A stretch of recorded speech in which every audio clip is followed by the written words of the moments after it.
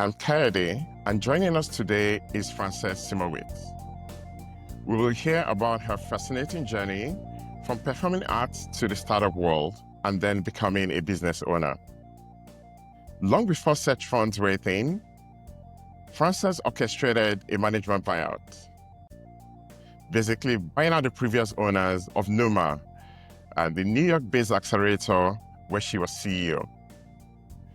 Management buyouts, or MBOs as they're known, are not very common nor easy transactions. So we'll hear in more detail how she and her team managed to structure, negotiate, and finance the deal.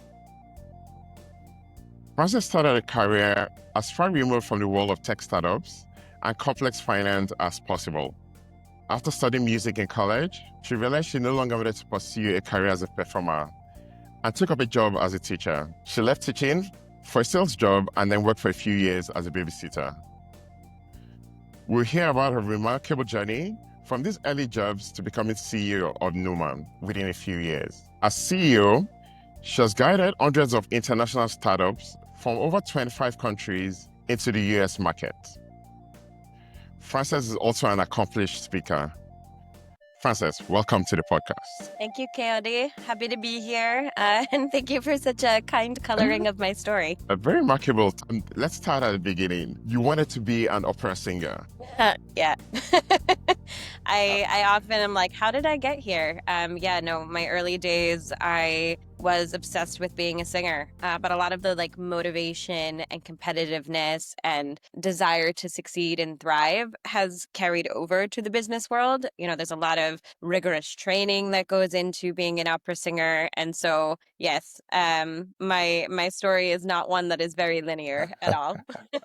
Opera singing, where did that come from? Where did you catch that love for singing? I really fell in love as a kid with choir, right? Like I was a nerdy kid, I got picked on, and church choir was where I found community. And then I found something that I really was passionate about and wanted to get better at. And so I would compete for every solo and audition for every opportunity that I had. And really put my all into it. That continued to develop as I got into high school and started taking formal voice lessons, piano lessons, and really training for it. I was in all of the choirs that were possible in high school, the music performances, the musicals, and I would even try out for competitive choirs, right? So there was competitions, all state, where you could go and you could get onto it was like competition for choir.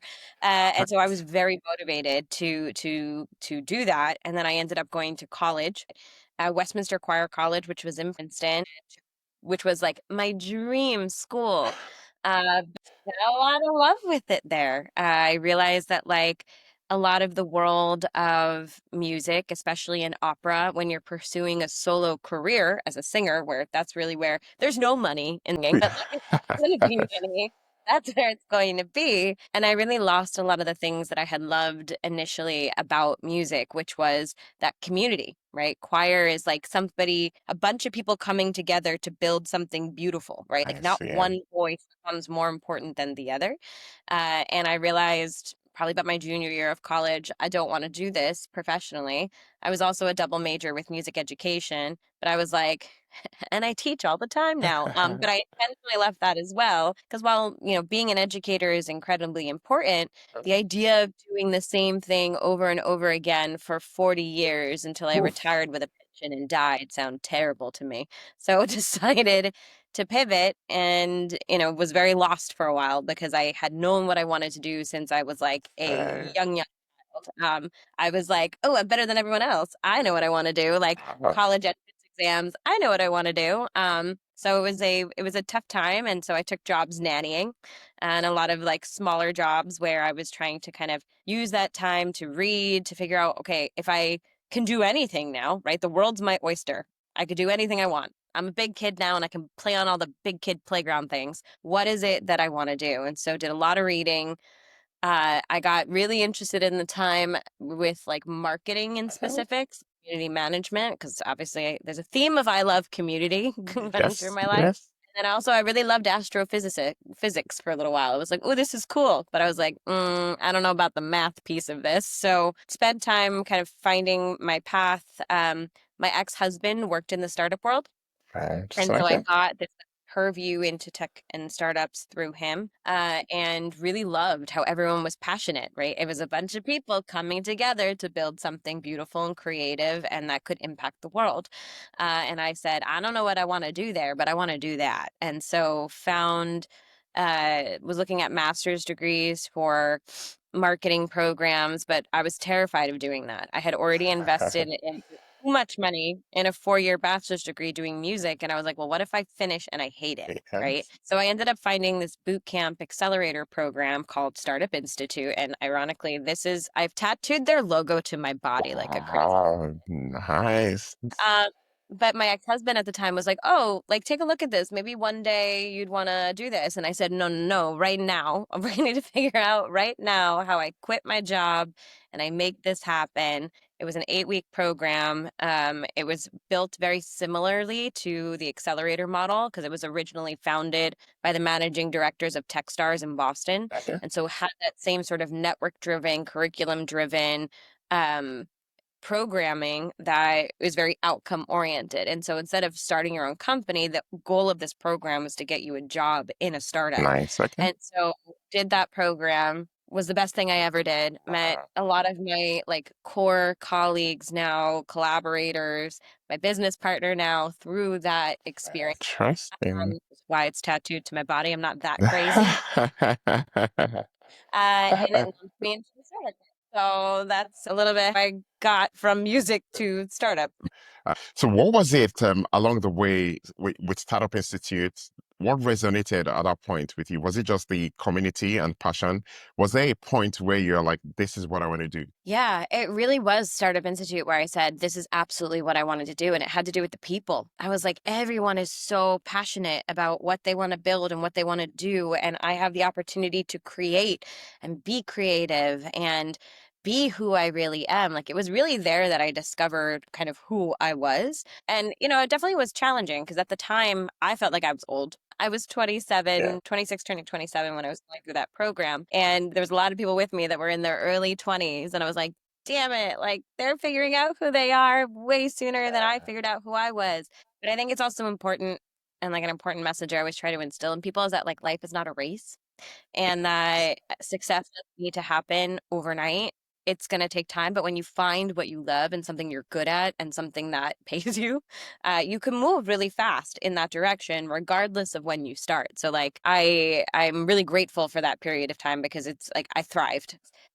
I was relentless. Like I counted, and by the time I actually got my first startup job, I had had close to 100 interviews and over 100 applications to things. So really also had to just really be like buckled down and be resilient and be like, no, this is what I'm doing. I've decided that this is the thing that I'm going to be successful in. So I'm just going to keep hitting my head against the wall until I get there and someone will give me a chance. Is I'm picking this whole resilience theme.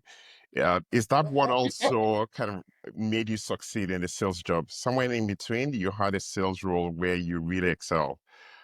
Tell us about Yeah. that. Yeah, so it's a funny sales role because it was so meaningless actually in the grand scheme of things, but I took it so seriously. So I got a job in the news and gift shop at Philadelphia International Airport. And that was like, in between finishing out my college degree and just taking some classes to get some of my core stuff done, like math. And I took this job so seriously. Like in the news store, like if I got like a bad performance review, I was like devastated.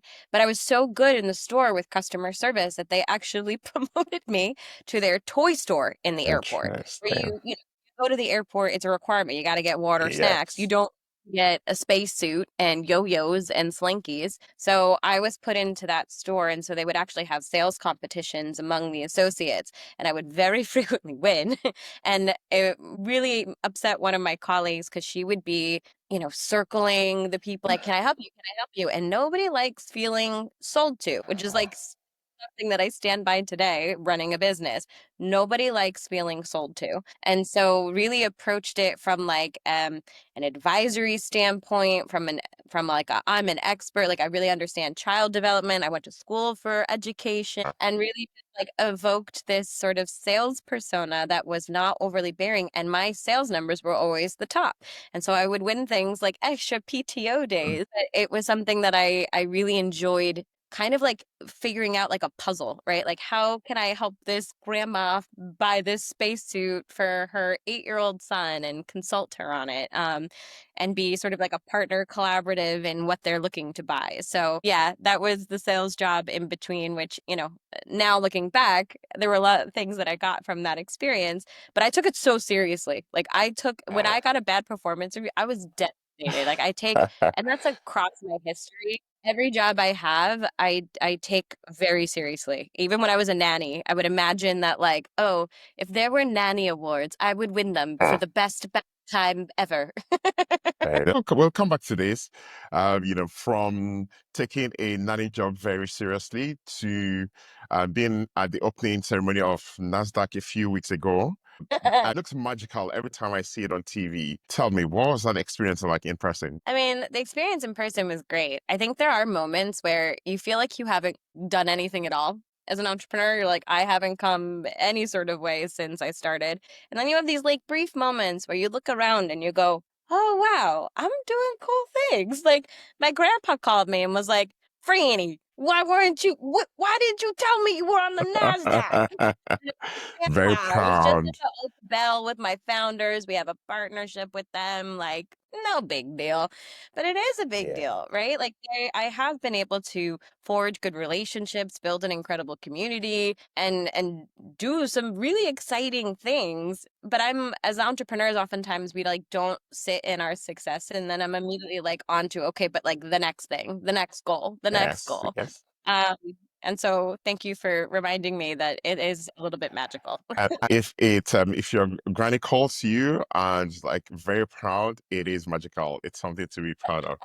Okay, Yeah, so there is nothing more magical than your grandparents being proud of you. honestly, and then that's what we live for. Very encouraging, motivated. How did you get from Startup Institute to Numa? How did that happen? Yeah, so as I mentioned, so after Startup Institute, walked away with an amazing community, had some knowledge and how to do some core skills and some experience doing so. I had to apply to a bajillion jobs, but I finally got an opportunity directly through Startup Institute. So in Boston, one of their partner companies that would be like a hiring partner was a company called Sitter City. It's And like I had, as it was, gotten every babysitting and nanny job since like high school and college off of that app. They had a platform to match caregivers with families.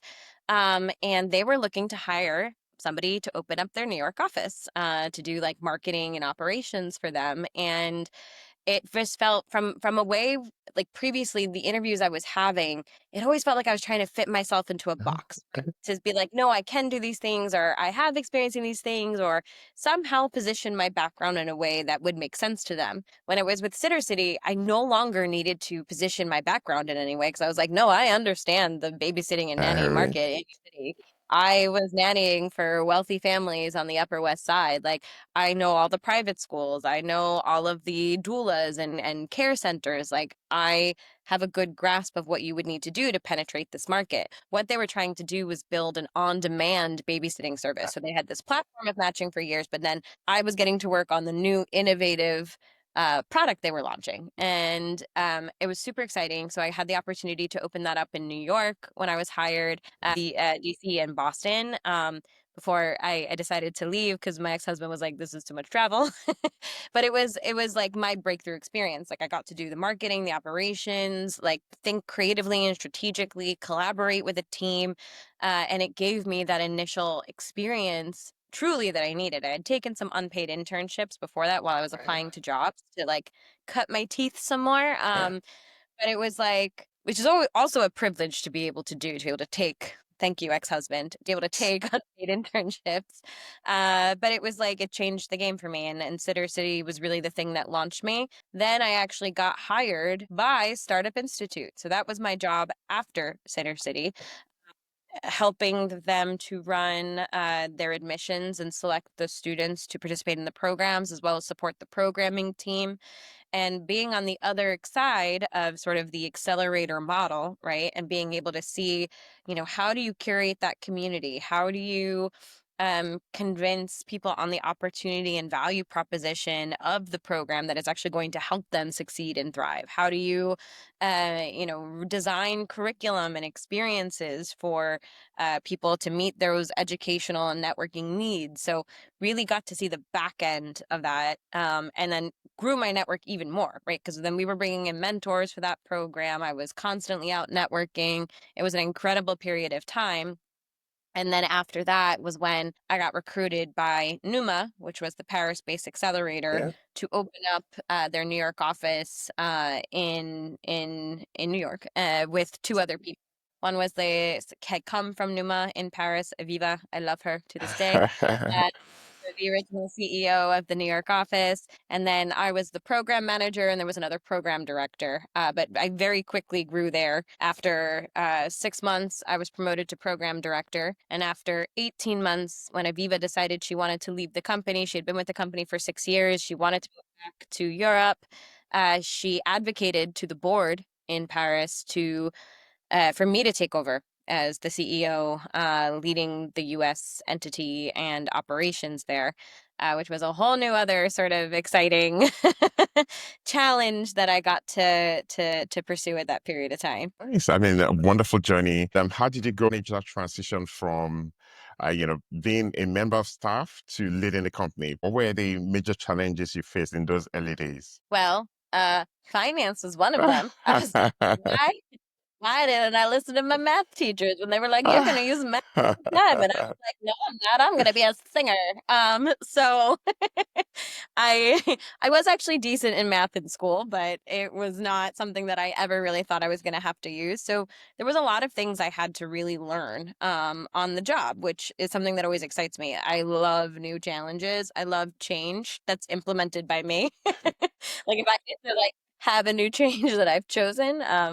Another thing if I don't choose the change, but it was great. I relied a lot on my network, right? Like I had built a network to come in and mentor and work with the startups, and so I had all of these amazing people around me. And people don't always think about networking as an educational tool, but it really is. And so I would sit down with other friends, colleagues, builders to get advice on how do they manage their finances? What do they do for taxes? What do they do for accounting? How do they grow their teams? How do they think about EBITDA? What is EBITDA? All of those things I learned on the job. And I learned also I had support from Numa Paris as well. And they had a CFO that would also sit down with me, work with me, explain things to me. But I really learned by doing and being open. Interesting. But it was challenging, right? Like I actually, when I took over the business, from Aviva, and I got to see the other side of things. Like we were in a cash flow challenging moment at that point. And I didn't know about it until I took it over. And we were first week that I took over the bank account as the signer on the bank account, we were negative $6,000 in the Oof. bank account. Had payments coming, but they were not in the bank account right then. And bet your bottom dollar, I was up at night just stressing. I ended up getting all these sores in my mouth. I went to the urgent Oof. care thinking Wow. something terrible had happened. They're like, no, this is just a stress reaction, like autoimmune stress, because of that. And so really had to dive headfirst into stress. But Kev continued to grow the business since then. And we're fine. But it was a very stressful first week of transitioning to being the leader of the US entity. From what you said there, you're like changes initiated by you. So again, got into CEO seat very quickly, and then CEO seat to owner. Tell us, what was the Yeah. trigger when the parents said they wanted to exit? What made you think, I'm going to buy this? Where did that come from? Yeah, I had long wanted to own the business. It's actually funny because in the height of the pandemic, when I couldn't get a PPP loan from my office, but Paris, the headquarters wouldn't give me any support because to them, they were like, no, you're a US company. And they weren't going to give me any funding. It was like sink or swim. And I couldn't get any PPP on the US side because our all the ownership in the business didn't have US passports. So even though I was only applying for the US office, we couldn't get any support. And it was sink or swim. Thank God we had a massive contract with Google for one of our learning expeditions early in the year, which gave us enough capital to kind of actually get through the year as it was. And we were able to be creative and pivot and start doing virtual programming. But it was really hard. And I had this like resentment. I was like, all of the stress and all of the like ability to keep this afloat is entirely on my head. It's as if I'm an owner. Like people ask me like, oh, it must have felt so different when you went from just like running the business and being the CEO without ownership to like now you're an owner. It must have been so different. It honestly did not feel different at all, other than I just had the autonomy to make decisions without asking a board first. Like that was the only thing that was different in terms of the stress and the accountability to the business. That didn't change one iota. And so I was like, I want to own this thing. And then, but I was like, I don't think that'll ever happen. And then Numa Paris got actually acquired by a big insurance company called Maif. And so they went through a lot of changes. And when I first joined Numa, we had 7 international offices. And I was leading New York, but we had ones in India and Mexico and Berlin and all over the place. And they had closed all of them with the new direction because Maif was like, no, you're going to not do accelerators anymore, Numa. You're going to run education programs. You're going to do management training. So they designed these different offerings, but they kept New York open only because they saw a strategic advantage in the ed tech market in New York. However, in practice, right, the Paris new parent company didn't really understand the US. They're very French, and they were like, we are focusing on the French market. And I wasn't getting any additional funding to support the new efforts. And they wanted me to take the profit from the accelerator business and fund their education initiative. And I did a lot of like validation in the market. Like I, through my corporate network of, innovation, got access to all the L&D departments at like big companies like Nestle and AWS and like Chobani to talk to these big L&D professionals and get feedback on the solutions that the Paris office was building. And everyone was like, this is not differentiated for the US market, like, etc. And I ended up in a position where I had to have a really hard conversation with the CEO in Paris and the board in Paris and say, look,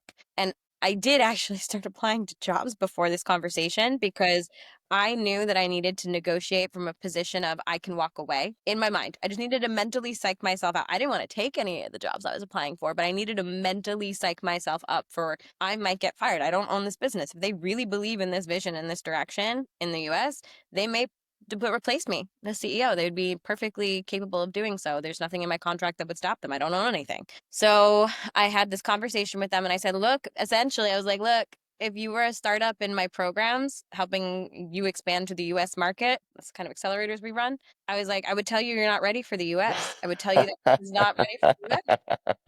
And Tough conversations. it's a tough conversation, and we argued a bit. He was like, no, but there's like big companies that are in the US that are like Life Lab Learning and General Assembly that are making billions of like, hundreds of millions of dollars. And I was like, yes, sure. But they also had tens of millions, if not hundreds of millions of funding to do so.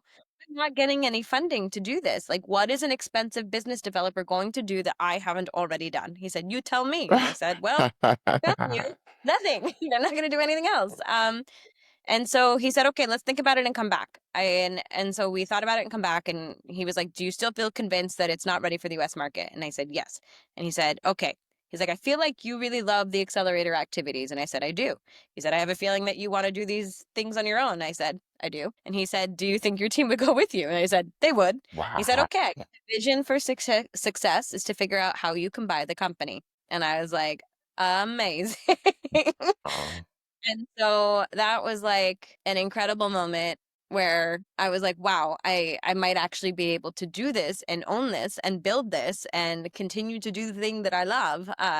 And so I'm very fortunate that I had such strong supporters in Numa Paris and had built good relationships such that they were very open to me taking and buying all of the IP, all of the things we had done, and then moving on in our own way. Very interesting. So before this, have you heard of or done any work in finance? I've heard of a management buyout or was it just the self-belief that propelled you? It was just self-belief that propelled me. I had no experience in anything management. Like I literally was just didn't go to business school, none of it. Just figured it out as I went. Did you have an advisor? Did you have an M&A advisor then, or? I didn't have like a single advisor at that point. I got a lot of feedback from a lot of people in my network that were already business owners and founders and, people that I trusted on how to structure things. So like I do and throughout, my journey in terms of learning, I do really rely on my network as a source of education for myself. So like I definitely but I didn't have like one mentor or advisor at that point in time. And- Okay, in terms of the transaction itself, how did you end up structuring the acquisition, and then how did you end up financing it? Yeah, it was what is it? Like a stock transfer. So we bought the shares.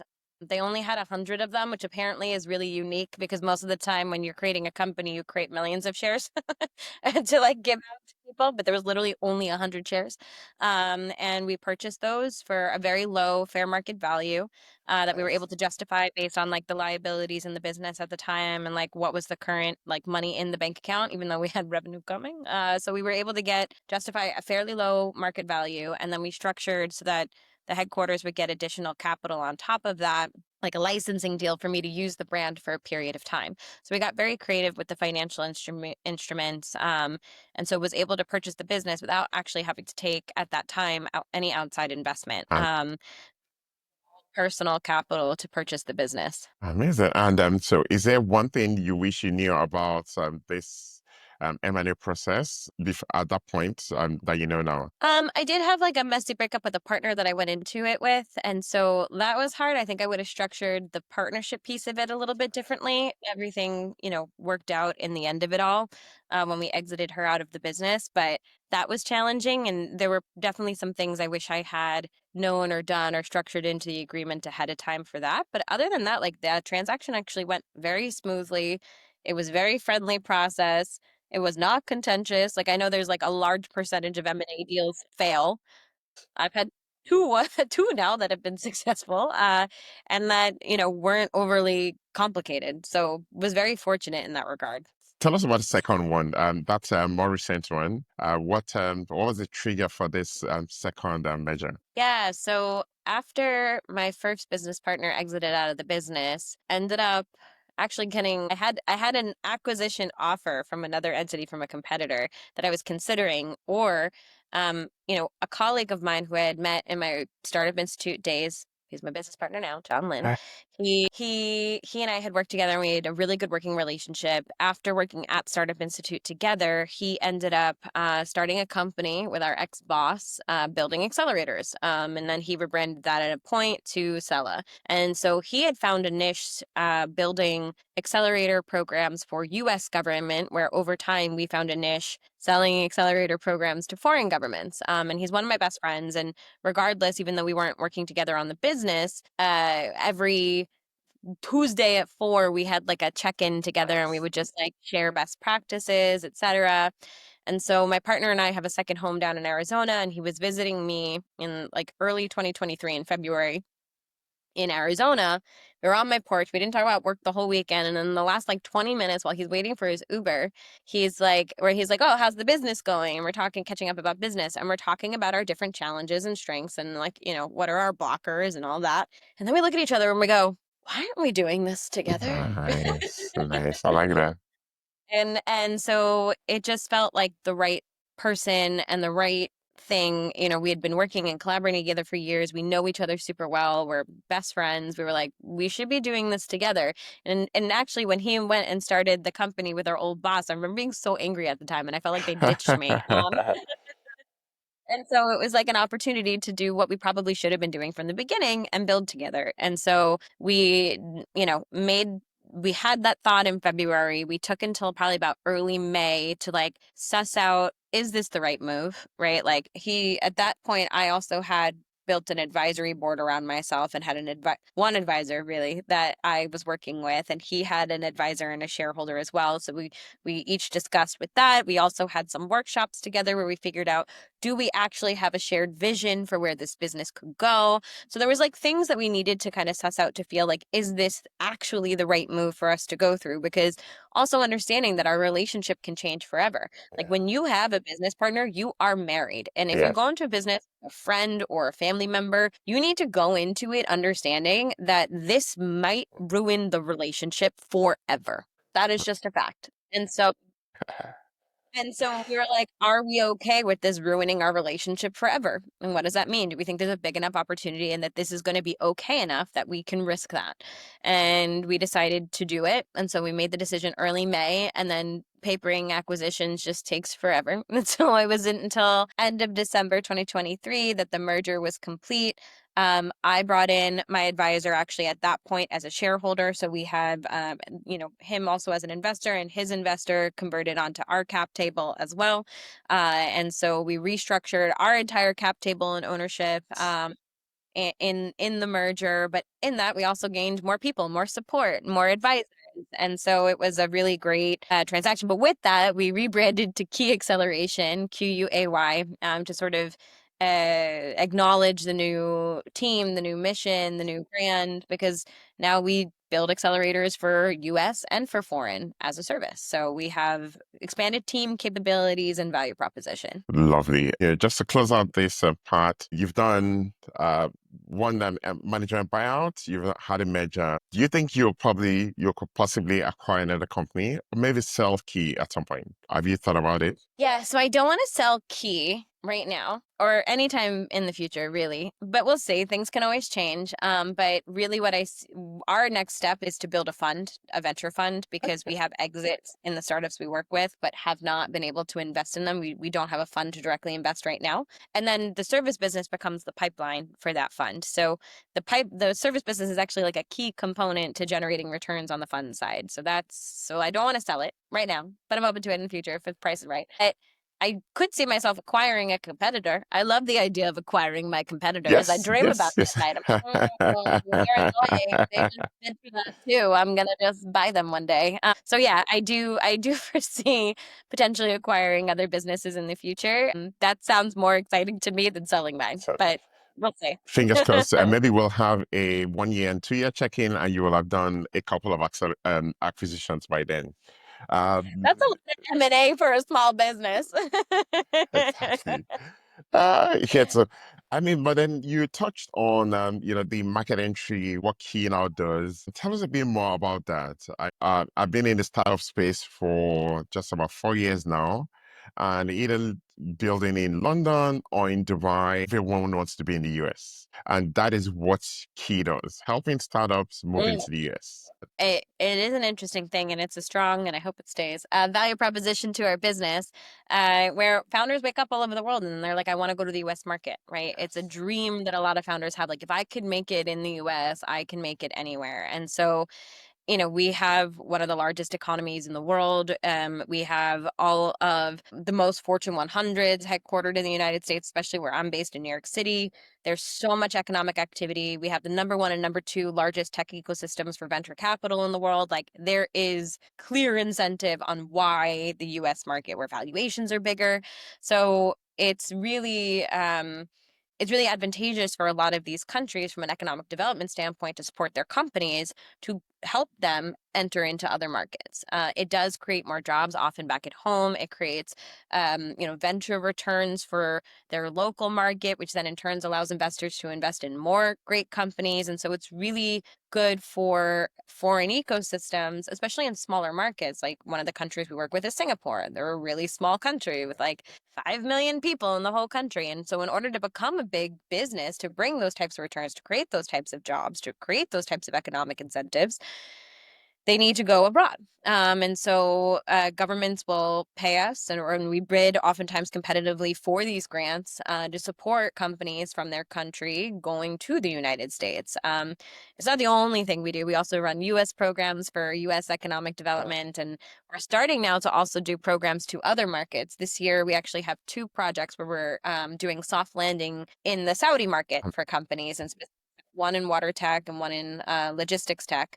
But a lot of it is really focused around how do we help companies grow and expand beyond their local market. And it's such an important piece in order for companies to become unicorns and have these massive exits. Amazing. You also have an open the flagship program, which any startup anywhere can apply to, right? Yeah.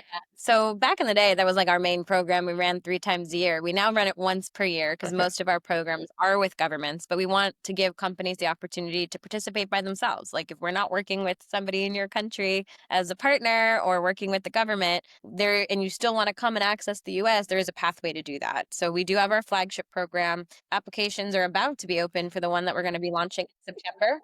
Yeah, opportunity to apply, where we usually accept a small cohort between 5 to 7 companies, typically, where we handhold them through the U.S. market entry in our 10-week program. So the only thing we've had so many successful companies come through Love flagship it. that have been able to either go get acquired, raise large amounts of venture capital as a result, close big client deals in the U.S. It's a great pathway, but we just love working with governments. We've actually had some companies that we were interviewing for flagship be like, you know what? I want the government to pay this, and then actually put us into deal processes with the government in their country so that they could participate in our program without having to pay or anything. So it is an opportunity and a pathway. I love that. I love that. Tricky question, but of all the startups you've worked with over the years, do you have a favorite one? No, it's like asking you to choose your favorite baby. I do have favorites, but I won't say who necessarily. I will say though that my favorite stories oftentimes though aren't the most successful of the companies. So like there was a company, and I will tell one story that we had worked with from France, was a VR healthcare training company for like surgeons, and he was a pediatric neurosurgeon.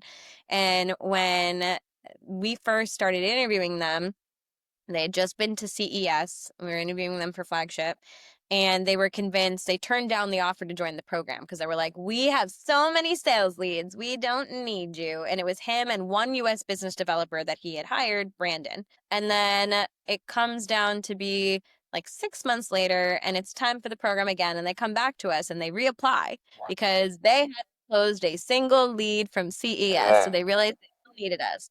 So we took them through a shortened selection process, admitted them, and then the business developer in the US asked me for coffee before the program started. And we had like a 2 hour session where he was just so frustrated with the French office. He was like, I can't use these assets. There's too many words. I can't show these things to investors.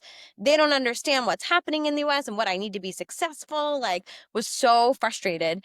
And that this was back in the day when we used to make founders move to the US for the program. It was like pre-pandemic. So when Maxime, the founder, came to New York, like the first like cocktail hour on the first night of the program, the two of them were like in a corner, like arguing with each other. But over time, like Maxime really was able to understand the nuances of the US from like being there, from working hand in hand with Brandon.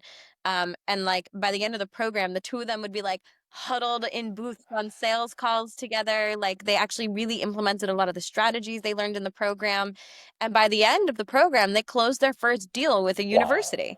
The biggest deal that we've had in our success cases in history, but it was like I think a really important demonstration of what the value of the program is and what the value of like the founder actually spending strategic time in the market.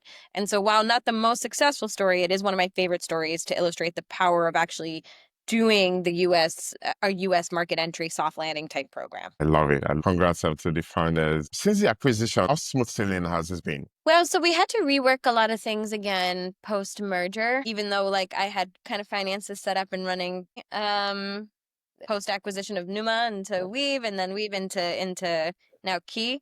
But we just actually hired a new great like contract CFO, FP&A Right. guy that, because like one thing's while we had really good historical financials with our accountants and bookkeepers, we didn't really have good projections and forward looking. And so we just actually set up all of these automations from our CRM and our pipeline with weighted probability to look at like potential future forecasting of deals and revenue. And we have such a more sophisticated, beautiful system right now. It's like really wonderful working with experts that really know how to do those things. That's right. And so I think there's always opportunity for improvement on those things. And I think finance is one of the most important things as a business owner that you need to really have in place in order to make proper decisions, because it's really about the decision making. Otherwise, I can't see it in my face. Like I'm like, what is happening? I don't know.